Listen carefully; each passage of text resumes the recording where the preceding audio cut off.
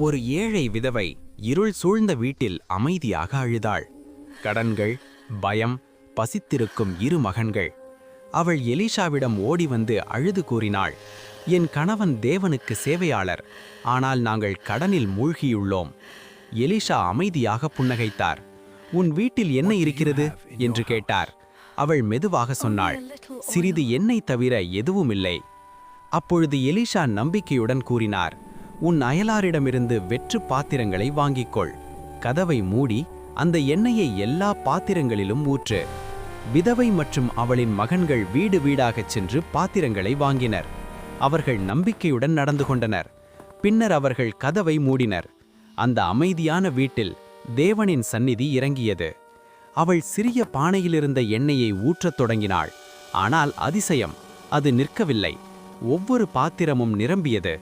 தெய்வீக ஒளியுடன் பிரகாசித்தது. மகன்கள் ஓடிக்கொண்டு மேலும் பாத்திரங்களை கொண்டு வந்தனர். எண்ணெய் வழிந்தது வழிந்தது.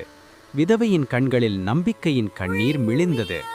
மற்றொரு பாத்திரம் கொடு என்று அவள் சொன்னாள். இல்லை அம்மா, முடிந்துவிட்டது என்றான் மகன். அந்த நேரத்தில் எண்ணெய் நின்றது. அவள் மீண்டும் எலிஷாவிடம் சென்றார். அவர் சொன்னார், அந்த எண்ணெயை விற்று கடனை கட்டு. மீதியால் நீயும் உன் பிள்ளைகளும் வாழ்ந்திடு. சிறிது விசுவாசம் கூட தேவனிடம் அளவற்ற ஆசீர்வாதமாக மாறும். நம்பிக்கை இருந்தால் தேவன் ஒருபோதும் குறைவாக விடமாட்டார். அவர் அருள் அளவற்றது.